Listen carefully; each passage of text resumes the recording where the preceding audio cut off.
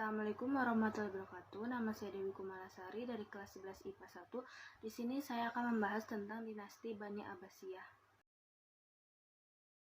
Bani Abbasiyah adalah sekelompok orang yang memiliki keturunan dengan Nabi Muhammad melalui jalur paman Nabi yang bernama Al-Abbas bin Abdul Muthalib bin Hashim.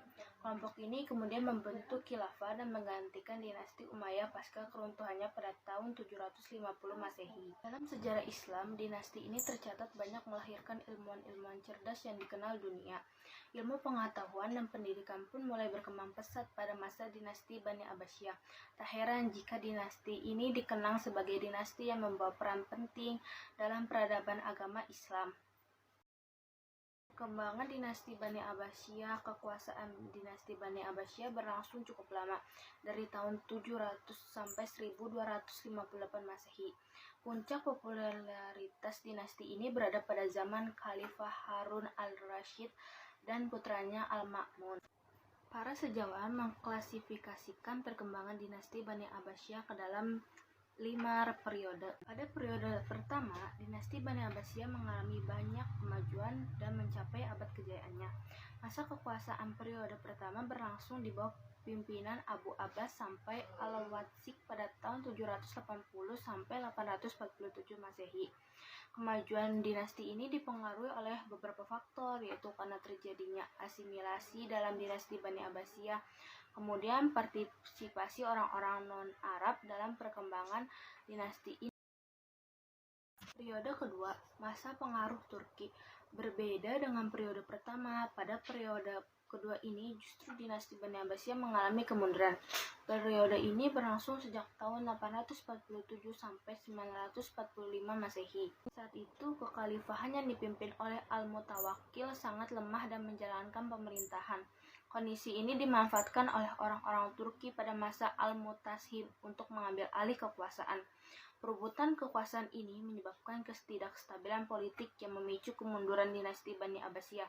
Namun kekacauan ini akhirnya dapat diatasi sehingga tidak ada lagi perebutan kekayaan antar saudara. Periode ketiga, masa pengaruh dinasti Buwayhi. Periode ketiga berlangsung sejak tahun 945 sampai 1055 Masehi. Pada periode ini, dinasti Bani Abbasiyah semakin mengalami kemunduran.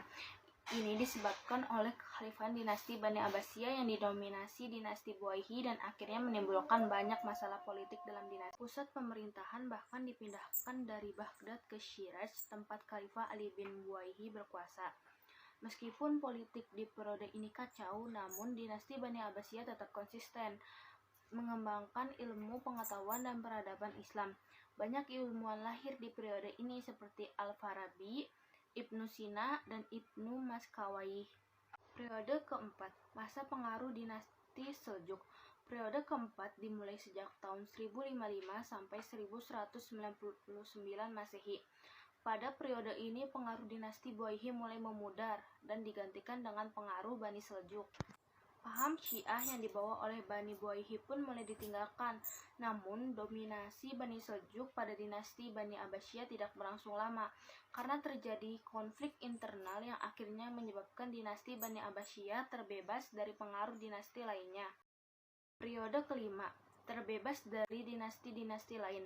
Periode ini merupakan akhir dari kekuasaan dinasti Bani Abbasiyah berlangsung sejak tahun 1199 sampai 1258 Masehi. Di periode kelima ini, akhirnya dinasti Bani Abbasiyah terbebas dari pengaruh dinasti lain. Meskipun begitu, dinasti ini terus mengalami kemunduran. Perluasan wilayah yang terhenti dan kondisi politik yang semakin kacau memperparah kemunduran dinasti Bani Abbasiyah. Hingga akhirnya dinasti ini runtuh pada tahun 1258 Masehi dan meninggalkan kesan bagi umat Islam.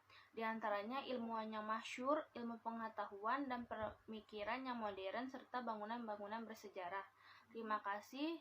Sekian dari saya. Wassalamualaikum warahmatullahi wabarakatuh.